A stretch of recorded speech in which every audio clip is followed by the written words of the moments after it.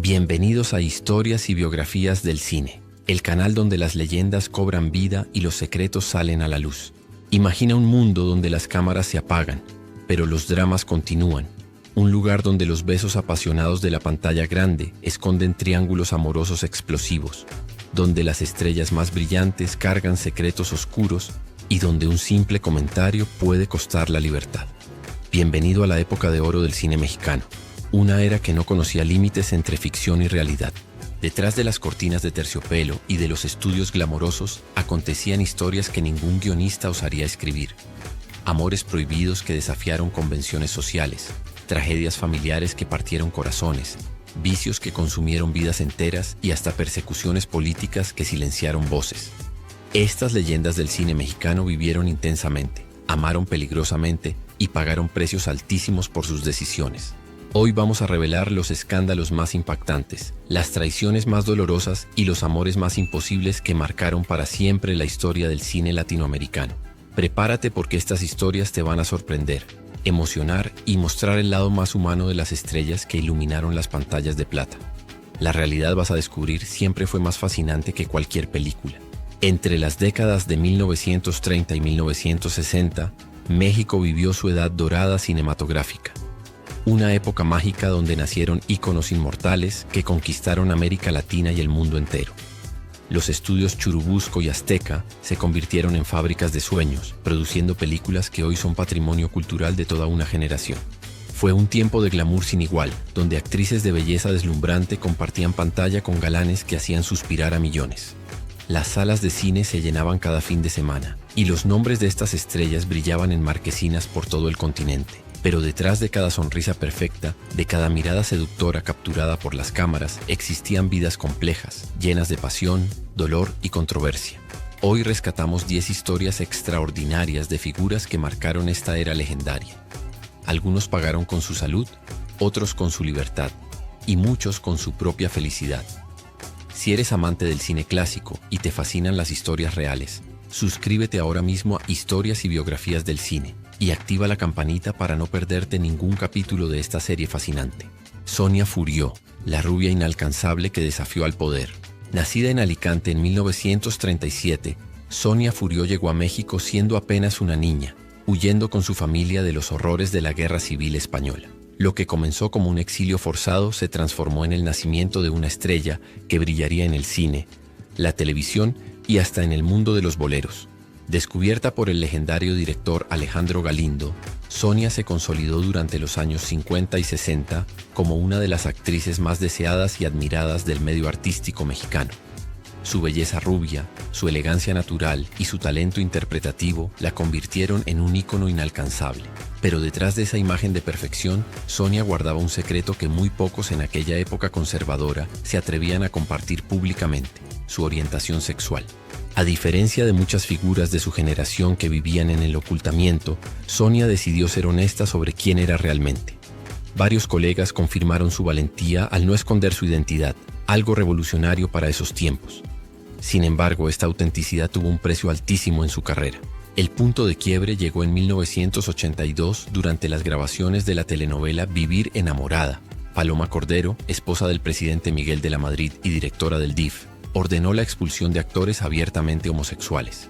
Aunque la lista oficial mencionaba principalmente hombres, cuando su colega Carlos Piñar fue removido del proyecto, Sonia tomó una decisión que pocos habrían tenido el coraje de tomar. Renunció públicamente a Televisa en solidaridad con sus compañeros perseguidos. Terminó sus escenas comprometidas y jamás volvió a tener el mismo protagonismo en esa empresa.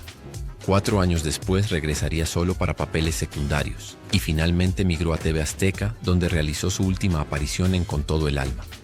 Sonia Furió falleció el 1 de diciembre de 1996 en Cuernavaca, víctima de neumonía a los 59 años. Su legado trasciende sus actuaciones. Fue una mujer que eligió la dignidad por encima de la fama. Amparo Rivelles, la diva que nunca reveló su gran secreto. Amparo Rivelles fue mucho más que una actriz excepcional. Fue un enigma viviente que fascinó tanto por su talento como por los misterios que guardó hasta su muerte. Hija de la reconocida actriz española María Fernanda Ladrón de Guevara, Amparo heredó no solo el talento, sino también una elegancia y discreción que la distinguieron en el mundo del espectáculo hispano. Su carrera fue impecable. brillando en teatro, cine y televisión a ambos lados del Atlántico. Pero su vida personal era un libro cerrado con candado. Jamás reveló quién fue el padre de su hija María Fernanda, y cuando le preguntaban sobre sus romances, respondía con ironía que no quería arruinar matrimonios ni incomodar a los que ya habían fallecido. Estuvo a punto de casarse con el galán español Alfredo Mayo, casi 15 años mayor que ella. Las invitaciones estaban enviadas, el sacerdote asignado, la fecha confirmada. Pero 5 días antes de la boda, Amparo canceló todo.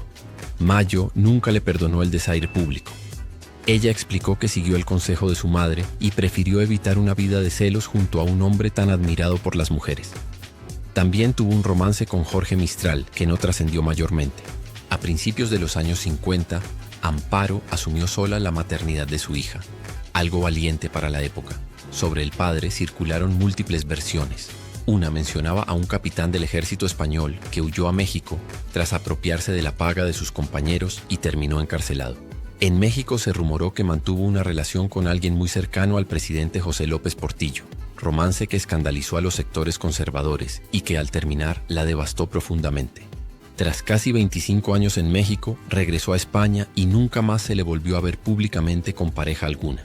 Uno de los golpes más duros de su vida ocurrió en 1981, cuando su nieta Amparo, de solo 8 años, falleció en México víctima de lupus eritematoso. A pesar de llevarla a Estados Unidos para recibir los mejores tratamientos, la enfermedad fue implacable. Amparo confesó que habría dado toda su fortuna y su propia vida por salvarla. Se retiró en 2006 debido a osteoporosis severa y falleció el 7 de noviembre de 2003 en Madrid a los 88 años, llevándose sus secretos a la tumba. Eleazar García Chelelo, una broma que costó la libertad. Eleazar García, conocido cariñosamente como Chelelo, era uno de los comediantes más queridos del norte de México durante los años 80. Su humor directo, sin filtros y profundamente popular lo convirtió en una figura entrañable, especialmente en Monterrey, donde gozaba de enorme popularidad. Pero en 1986, una simple broma le costó meses de libertad y prácticamente destruyó su carrera. México atravesaba una crisis económica devastadora bajo el gobierno de Miguel de la Madrid, un presidente de carácter reservado y poca tolerancia hacia las críticas. Durante una entrevista en vivo, le preguntaron a Chelelo si conocía al mandatario. Con su característico humor sin censura, respondió en tono de broma que el presidente era tan bajito que podría cargarlo en el bolsillo de su saco. El estudio estalló en carcajadas, pero en Los Pinos la broma cayó como una bomba. De la Madrid, profundamente ofendido, ordenó personalmente que Chelelo pagara por su impertinencia.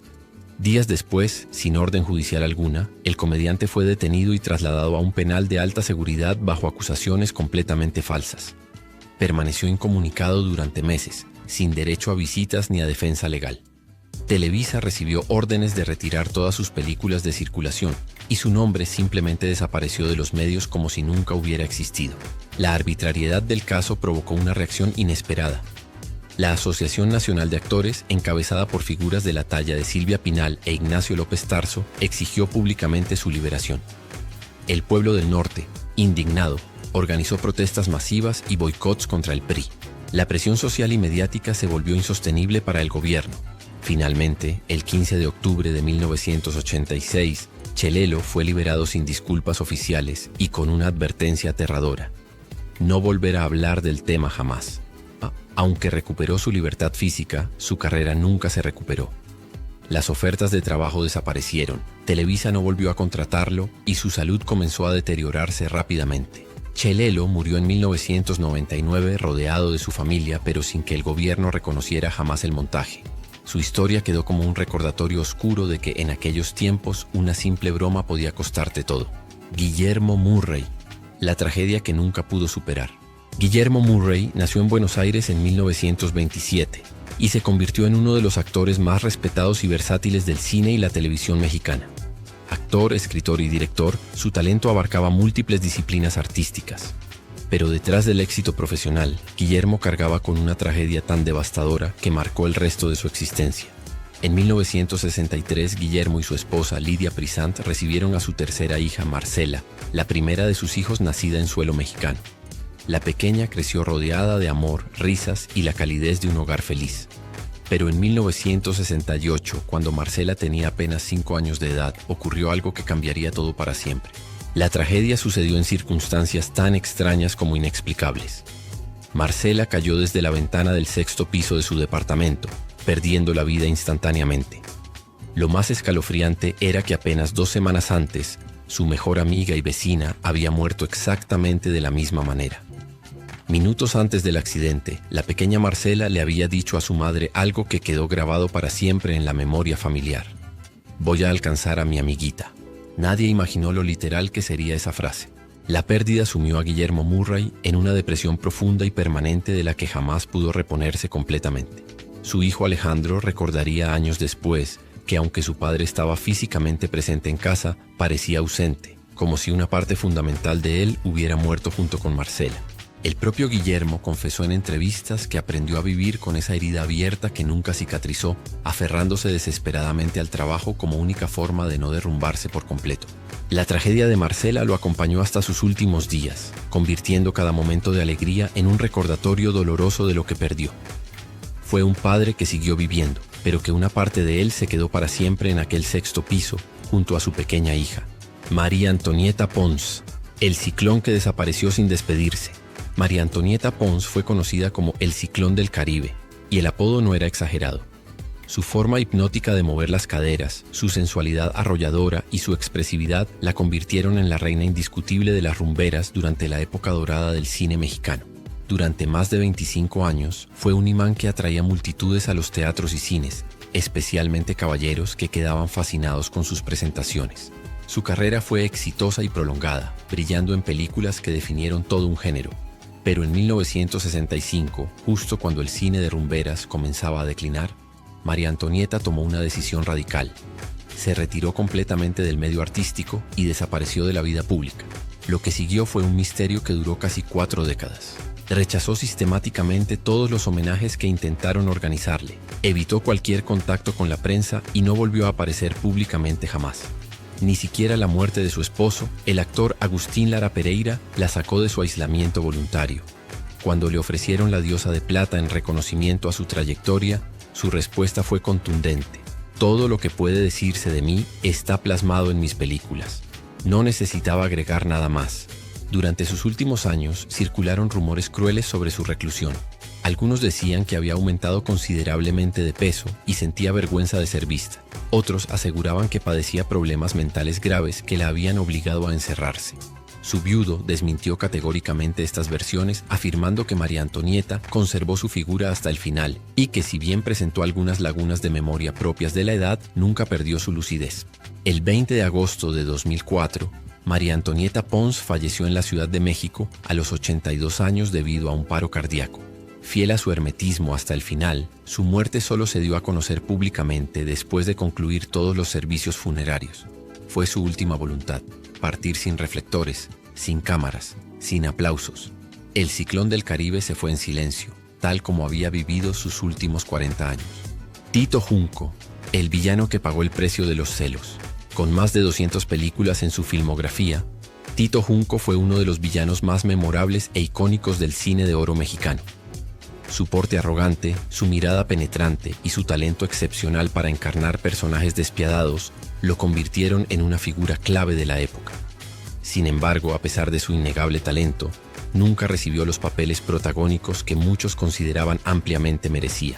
Y la razón no fue falta de habilidad, sino un conflicto personal que marcaría toda su carrera. Todo comenzó cuando Tito inició un romance apasionado con Dolores del Río, la actriz más hermosa y codiciada del cine mexicano. Lo que él no sabía era que estaba entrando en territorio peligroso. El poderoso director Emilio "El Indio" Fernández también estaba profundamente interesado en ella. Los celos del Indio Fernández se convirtieron en furia cuando se enteró de la relación, y la tensión entre ambos hombres escaló peligrosamente hasta casi llegar a los golpes en más de una ocasión. Pero Emilio Fernández no era un rival cualquiera. Era uno de los directores más influyentes de la industria cinematográfica mexicana, con conexiones poderosas en todos los estudios. Según testimonios de la época, el Indio utilizó despiadadamente su influencia para bloquear oportunidades laborales de Tito Junco, limitando sistemáticamente su ascenso en la industria y condenándolo a permanecer siempre como villano secundario, nunca como protagonista. Fuera de las pantallas, Tito llevaba una vida intensamente bohemia. Disfrutaba de las trasnochadas interminables, las apuestas en juegos de cartas y la compañía de amigos como Antonio Badú. Esta pasión por el juego lo llevó a enfrentar problemas económicos severos que lo persiguieron durante años. A pesar de su fama y de haber trabajado constantemente, nunca logró acumular fortuna. Tito Junco nunca se casó ni tuvo hijos. Declaraba abiertamente que no creía en la institución del matrimonio, prefiriendo su libertad y estilo de vida bohemio. Falleció el 9 de diciembre de 1983 a los 68 años, víctima de un paro cardíaco. Su legado perdura como el de un intérprete magistral de villanos cuya vida personal y conflictos en el medio marcaron trágicamente el rumbo de lo que pudo haber sido una carrera aún más brillante. Liliana Durán, la pesadilla de una madre. Liliana Durán fue una actriz de belleza deslumbrante nacida en España que filmó algunas de sus últimas películas en México junto al legendario Pedro Infante antes de establecerse definitivamente en Venezuela. Su carrera fue exitosa, su vida aparentemente tranquila, hasta que una noche vivió la peor tragedia que una madre podría enfrentar. Una pesadilla de la que jamás pudo despertar. Ya casada y radicada en Caracas desde hacía varios años, Liliana disfrutaba de una vida familiar aparentemente normal. Tenía un hijo de 19 años y una residencia confortable en una zona tranquila de la ciudad. Pero aquella noche, el silencio se rompió abruptamente con ruidos extraños provenientes de la planta baja. Entre la oscuridad y la confusión, Liliana comprendió aterrorizada que varios ladrones habían irrumpido en su hogar. El pánico se apoderó de ella instantáneamente. Su único pensamiento coherente era proteger su vida y la de su hijo. Recordó que guardaba un arma cargada en su habitación. Armándose de un valor que no sabía que poseía, tomó la pistola y bajó lentamente las escaleras, con el corazón golpeándose violentamente contra su pecho. En medio de la oscuridad total llegó a la cocina, donde entre sombras difusas y siluetas confusas distinguió lo que creyó ser la figura de uno de los intrusos. Sin pensarlo dos veces, apuntó y disparó. Los asaltantes huyeron despavoridos de inmediato ante el sonido del disparo. Pero cuando Liliana encendió temblorosamente las luces, descubrió la verdad más horrible imaginable. El herido no era ninguno de los ladrones, era su propio hijo de 19 años. El joven había sido tomado como rehén por los delincuentes y ella, sin saberlo, había disparado contra quien más amaba en el mundo. Desesperada y enloquecida por el horror, llamó a una ambulancia rogando que hubiera esperanza, pero no pudieron hacer nada para salvar la vida del muchacho. Desde ese instante devastador, Liliana Durán quedó atrapada en un profundo remolino de dolor, culpa y remordimiento del que nunca pudo escapar. La actriz que alguna vez brilló en pantallas junto a las más grandes estrellas vivió el resto de sus días atormentada por aquel terrible accidente. Liliana Durán falleció en Caracas en 2006 a los 93 años, pero quienes la conocieron aseguraron que una parte de ella murió aquella noche fatídica junto a su hijo, Ángel Garaza, el cigarrillo que apagó su vida. Ángel Garaza, actor de origen español, fue uno de los intérpretes más queridos y respetados por Mario Moreno Cantinflas, quien lo consideraba su actor favorito y lo contrataba constantemente para sus películas. Trabajar con Garaza era garantía de rodajes ágiles, eficientes y sin complicaciones. Poseía una memoria prodigiosa para memorizar diálogos extensos, rara vez cometía errores y se distinguía por su profesionalismo impecable y su calidad humana excepcional. Pero detrás de ese profesional intachable existía un vicio que lentamente lo consumía y que con el tiempo le costaría literalmente la vida. Sus colegas y compañeros de set recuerdan que tras cada jornada de trabajo, sin importar qué tan agotadora hubiera sido, Garaza salía invariablemente de fiesta. En esas noches interminables de bohemia, podía fumarse hasta 2 cajetillas completas de cigarros, una detrás de otra, sin parar. Al día siguiente, cuando llegaba al set de filmación, su presencia se percibía desde metros de distancia por el intenso y penetrante olor a tabaco que lo acompañaba como una nube permanente. Con el paso inexorable de los años, el hábito comenzó a cobrarle factura de manera brutal. Aparecieron fuertes ataques de tos que por primera vez en su impecable carrera obligaban a detener las grabaciones hasta que pudiera recuperar el aliento, ocasionando retrasos costosos en las filmaciones. Preocupado finalmente por su salud deteriorada y por su carrera en peligro, consultó a varios médicos que le advirtieron severamente sobre las consecuencias fatales si no dejaba el cigarro de inmediato. Pero no pudo. Garaza intentó dejar de fumar en múltiples ocasiones, pero sus intentos fallidos le provocaban ansiedad insoportable que, irónicamente, solo podía calmar volviendo a fumar. Era un círculo vicioso mortal del que no lograba escapar.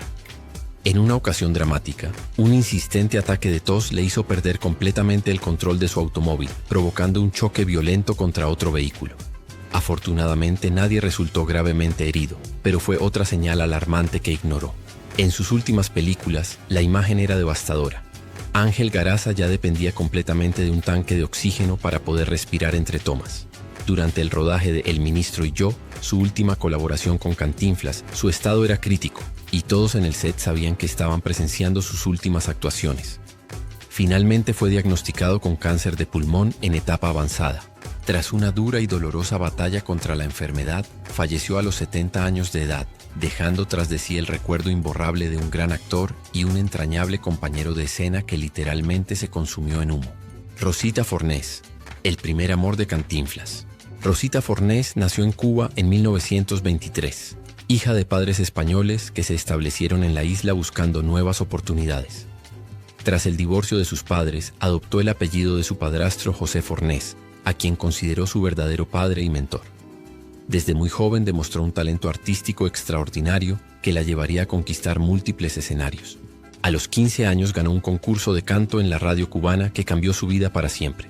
Su voz privilegiada y su presencia escénica llamaron la atención de productores y empresarios del entretenimiento, pero su verdadero destino cambiaría cuando conoció a Mario Moreno Cantinflas, quien quedó completamente fascinado con ella y la convenció de viajar a México para debutar en el cine. Entre ensayos cinematográficos, conversaciones profundas y largas noches de trabajo, nació entre Rosita y Cantinflas un romance apasionado que ella recordaría para siempre como su primer amor verdadero. La química entre ambos era innegable, tanto en pantalla como fuera de ella. Sin embargo, la relación no prosperó como ambos habrían deseado. Las circunstancias, las presiones del medio artístico y quizás el momento inadecuado terminaron separándolos. Tiempo después, Rosita contrajo matrimonio con el actor y empresario Manuel Medel, con quien tuvo una hija y compartió escenario durante varios años exitosos. Formaron una pareja artística muy popular, aunque el matrimonio eventualmente terminó en divorcio. Tras la separación, Rosita tomó la decisión de volver a su amada Cuba, donde triunfó rotundamente en la televisión nacional, convirtiéndose en una figura icónica de la cultura cubana. Más adelante se casó con el actor Armando Bianchi, quien se convirtió en su compañero de vida hasta 1981. Con él encontró finalmente la estabilidad emocional que había buscado durante años. Rosita Fornés falleció el 10 de junio de 2020 en Miami, a los impresionantes 97 años de edad, dejando tras de sí un legado artístico monumental que la consagra como una de las grandes divas latinoamericanas y como el primer gran amor del mismísimo Cantinflas. María Félix, la bruja más glamorosa de México. María Félix no fue simplemente una actriz monumental del cine mexicano. Fue un fenómeno cultural completo, un mito viviente rodeado de un halo de misterio y misticismo que ella misma cultivó cuidadosamente durante décadas. Su fascinación por lo oculto y lo esotérico era tan real como su innegable belleza, y la acompañó durante toda su vida.